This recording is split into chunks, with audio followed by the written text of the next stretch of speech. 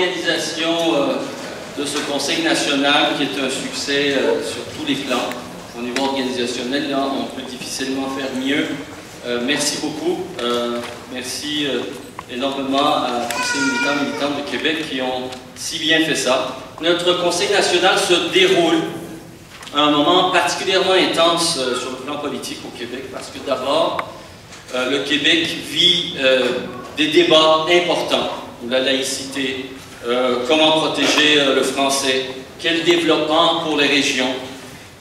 Mais parce qu'aussi au Québec, on vit, les observateurs politiques peut-être ne le relèvent pas assez souvent, des luttes excessivement importantes.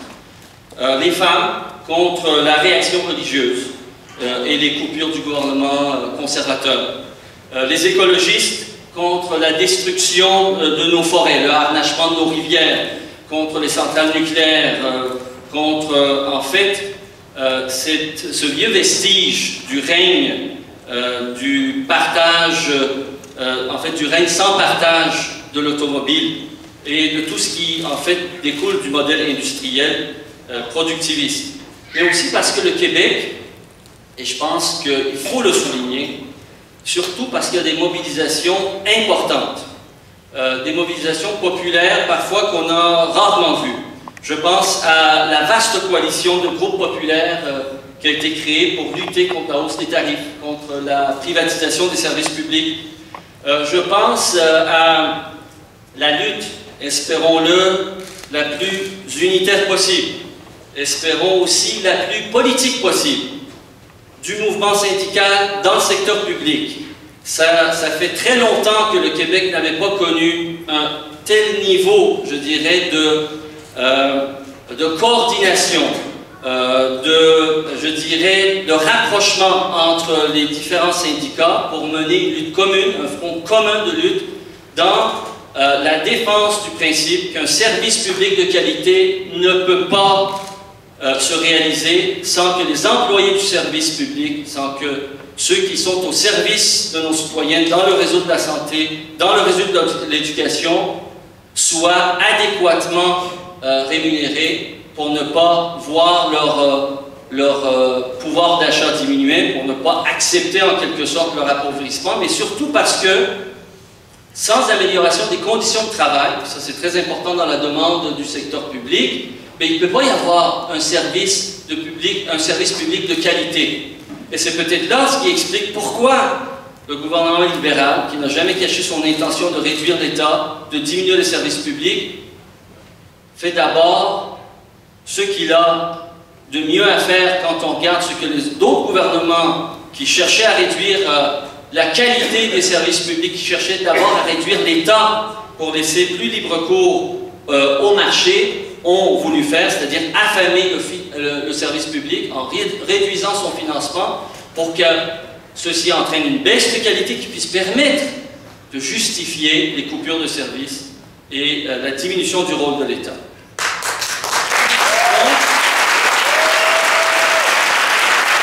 On est dans un contexte politique particulièrement intense, notamment aussi parce qu'il y a toutes ces allégations qui pleuvent sur les décideurs publics à tous les échelons.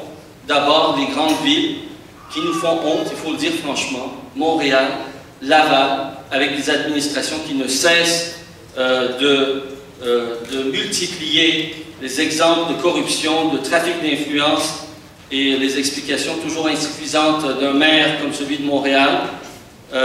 Et en contrepartie, la mobilisation encore citoyenne qui est assez remarquable, qui est parfois spontanée, qui parfois l'est moins, mais à chaque fois on a vu une capacité de notre société à réagir, des gens se mobiliser, venir ici au Parlement de différentes manières pour protester contre la corruption rampante dans l'octroi des contrats publics. Donc, à tous les citoyens, à toutes ces personnes qui n'ont plus confiance dans la classe politique qui s'est partagé le pouvoir depuis les 2 dernières décennies, nous disons qu'il n'y a aucune raison de tomber dans le cynisme.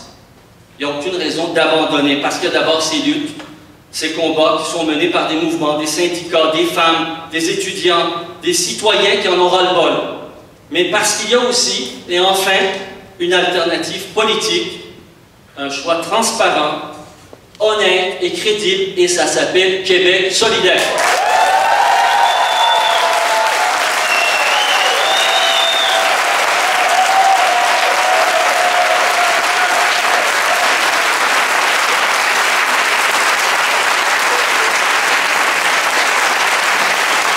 Je dis à nos concitoyens que nous sommes d'abord le seul parti politique qui résolument, par la nature de nos engagements, notre manière de fonctionner, comment on conçoit notre rôle en politique électorale, notre parti est tourné vers les citoyens pour écouter et pour agir, pour s'en inspirer, pour traduire cette volonté. Nous sommes donc, pour cette raison, le seul parti à défendre résolument les travailleurs et surtout les travailleuses du secteur public qui demandent d'abord,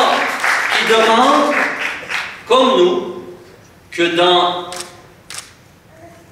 cette négociation qui les oppose à l'État, qui demande à l'État d'avoir une vision du service public, des services publics, comme l'éducation, comme la santé, qui soit autre chose qu'une activité seulement économique, de considérer ces services comme des droits sociaux universels, comme des richesses dans lesquelles il faut investir quand on pense à la santé, quand on pense à l'éducation. Donc de concevoir la santé et l'éducation comme autre chose qu'une question de marché, de concurrence et de profit. Nous sommes le seul parti à appuyer les travailleuses et les travailleurs. Pourquoi? Parce que comme eux, on pense que notre société va s'enrichir si on protège nos services et on les améliore pour empêcher leur privatisation. Comme les syndicats, nous nous opposons fermement à la privatisation du secteur public, à la hausse des tarifs dans le secteur public, et parce que nous sommes conscients que le secteur public, comme nous sommes un parti qui est là d'abord et avant tout pour empêcher les exclusions, pour lutter contre la pauvreté, parce qu'on constate que dans le secteur public, il y a aussi des petits salariés. Il y a aussi ces travailleuses, par exemple, en service de garde, en milieu familial. Il y a ces préposés, ces employés de soutien dans tout le réseau, que ce soit à l'école, que ce soit dans le réseau de la santé. Ce n'est pas des syndiqués à 100 000 $, ça. Ça, c'est des syndiqués à 30 40 000 $ par année. Et encore, j'en mets. Nous sommes le seul parti aussi à rappeler que l'indépendance, tel que nous le concevons, c'est un projet social, c'est un projet démocratique, c'est un projet écologique.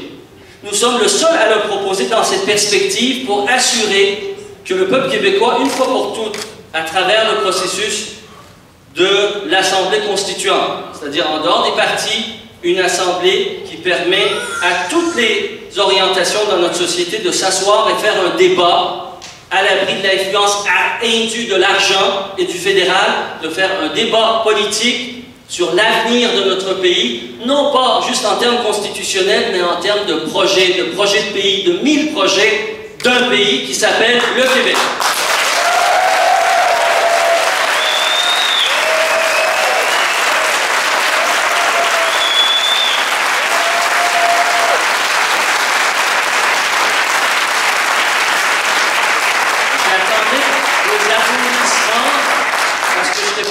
Vous dire que ça, c'est le discours que Françoise devait vous faire. Mais parce qu'il a perdu la voix, comme je trouvais que c'était les meilleurs passages, je me le suis réservé à moi-même. Vous savez que Françoise souffre d'une laryngite. Bon.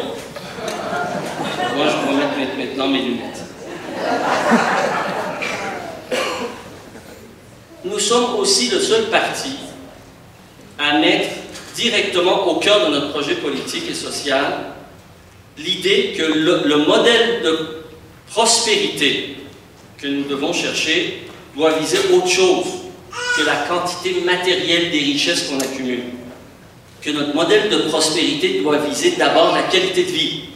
La qualité de vie ne peut pas reposer sur autre chose qu'une prospérité mieux partagée, une prospérité qui vise à réduire les écarts de richesse tout en reposant le modèle économique dans un modèle qui puisse être durable, tenable, viable pour la nature. D'où toute la vaste, je dirais, gamme de solutions que nous avons présentées, crédibles, immédiatement applicables dans le cadre de notre dernière plateforme électorale, mais aussi des propositions qu'on a faites pour le rendre réalisable, en fait, quelques-unes de ces propositions de manière, en tout cas, de manière immédiate au Québec aujourd'hui, si les gouvernements veulent bien accepter d'aller chercher des revenus légitimes que l'État est en droit d'aller chercher par une fiscalité plus progressive, par une lutte à l'évasion fiscale, par un meilleur contrôle de nos richesses. Vous savez, c'était la campagne couragepolitique.org. Ce qui m'amène à parler de quelque chose qui est devant, disons, l'agenda gouvernemental immédiatement, je pense dans 1 heure ou 2. Le ministre Sam Ahmad va annoncer son 2e plan de lutte à la pauvreté. Mais pour que ça soit autre chose que des vœux pieux, il faut d'abord de l'argent. Il faut de l'argent pour pouvoir lutter contre la pauvreté. Il s'agit d'écart de richesse, il s'agit d'exclusion, il s'agit d'un manque d'accès à des droits économiques. Et pour combler ces écarts, il faut des ressources. Il faut aussi des mesures comme l'abolition des catégories d'aide sociale, l'augmentation des mesures d'insertion, l'augmentation, bien sûr, du logement social. On vous rappelle que le Parti libéral est en deçà depuis 5 ans par un facteur de 5 de ses promesses électorales en matière de logement social. Il faut aussi lutter efficacement que le gouvernement ne tombe pas dans son travers le plus, je dirais, le plus tentant, c'est-à-dire la hausse des tarifs dans tous les domaines des services publics, notamment dans le domaine des transports. Alors, si M. Sam Ahmad veut bien faire quelque chose réellement pour lutter contre la pauvreté, ça ne pourrait être en deçà de ça, de ce que je viens d'énumérer. Mesures d'insertion sociale, logements collectifs, logements sociaux, transports en commun à tarifs abordables et services de qualité à tarifs réduits ou, dans le domaine de la santé, gratuits. Et en fait, il faut rappeler à M. Sam Ahmad, parce que malheureusement, ça fait trop longtemps qu'il ne fréquente pas les petites et les moyennes entrepreneurs du Québec qui honnêtement travaillent, créent de la richesse et des emplois et payent des impôts.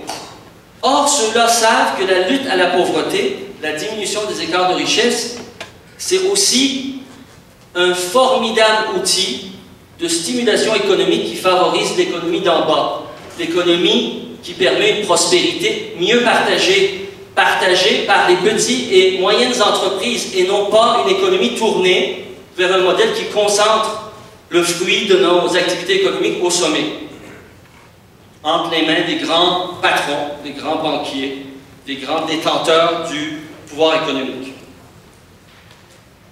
Donc, c'est pour cette raison que nous avons des propositions très claires, que nous voulons aussi rappeler aux gens que voici une série de raisons pour lesquelles la seule alternative crédible, transparente, honnête, qui a des propositions novatrices, c'est Québec solidaire, même quand il s'agit de sortir le Québec du cul-de-sac dans lequel il se trouve actuellement à cause des allégations de corruption qui paralysent complètement notre activité parlementaire, nos débats politiques. Nous sommes le seul parti à proposer au gouvernement et aux autres partis à l'Assemblée nationale de permettre à ce qu'on passe à autre chose. Alors, je voudrais annoncer aujourd'hui à notre conseil que nous allons publiquement proposer à M. Charest une commission intégrité et transparence. Une commission intégrité et transparence dont l'objectif serait de faire la lumière sur de possibles trafics d'influence liés au financement des partis politiques et le lien entre ce financement et l'octroi des contrats publics à tous les échelons de pouvoir, que ce soit municipal, que ce soit au gouvernement de Québec. Mais pas dans le but d'épingler des personnes uniquement pour les vouer au lynchage, si vous voulez, dans l'opinion publique, mais dans le but d'abord d'apporter immédiatement les correctifs réglementaires, mais aussi des correctifs dans les pratiques, dans la culture politique, qui depuis trop longtemps s'est laissé gangréner par ceux qui veulent s'octroyer des privilèges indus en agissant de manière illégitime contre nos règlements, en agissant dans le financement donc, des partis politiques. Cette commission intégrité et transparence vient en rien empêcher les commissions, en fait, l'enquête judiciaire, l'enquête que mène actuellement la Sûreté du Québec, pour que les personnes qui ont commis des actes qui sont judiciaires, qui sont criminels, soient poursuivies. Sauf qu'on sait que ça va prendre 3-4 ans. Le Québec ne peut pas se permettre ce luxe d'être encore bloqué dans ces débats, encore tenaillé ou voué au cynisme le plus destructeur pour nos institutions démocratiques en raison du refus du gouvernement de déclencher une enquête. Donc, nous offrons une voie de sortie honorable pour que M. Charest puisse se hisser à la hauteur du chef d'État qu'il est, comme Premier ministre de tous les Québécois, et non pas comme simplement chef du Parti libéral. Donc, M. Charest pourrait, en déclenchant cette commission intégrité et transparence, permettre au Québec de dépasser ce cynisme, cet abandon de la classe politique par les citoyens qui ne se reconnaissent plus dans les vieux partis politiques qui ont trop longtemps dominé le pouvoir au Québec.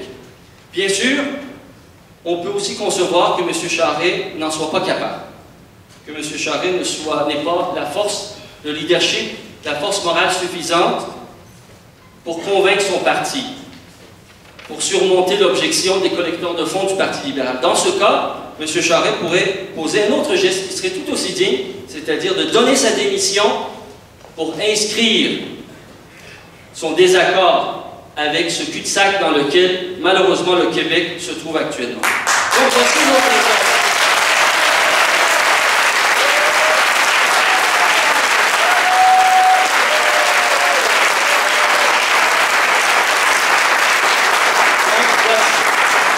Voici pourquoi Françoise et moi, nous nous en appelons à la population. Nous disons qu'il ne manque aucune raison maintenant aux gens et pour nous de dire aux gens qu'il faut le plus rapidement possible appuyer Québec solidaire, adhérer, sinon contribuer au financement du Parti Québec solidaire. Pourquoi? D'abord, il s'agit d'une question de santé financière. Si les idées qu'on défend, si le travail que je fais au Parlement, le combat politique que mène Françoise dans toutes les régions, pour montrer qu'il y a des alternatives crédibles aux politiques actuelles, qu'on peut aller chercher des sources de financement légitimes pour que l'État puisse répondre aux attentes de la population en matière sociale, en matière écologique, comme le Françoise l'a fait dans le cadre de la campagne Québec, dans la campagne couragepolitique.org, il faut des moyens. Et si on ne veut pas qu'un parti soit tenté d'aller chercher des moyens illégitimes, ou soit en mesure simplement de réaliser un travail légitime sur le plan politique, il faut un appui populaire, il faut un financement populaire. Donc, c'est avant tout une question de santé financière. Mais c'est aussi une question de santé politique, telle qu'on l'a exprimé tout à l'heure, à travers la proposition d'une commission transparence et intégrité pour faire la lumière sur les allégations de corruption, sur les allégations de favoritisme.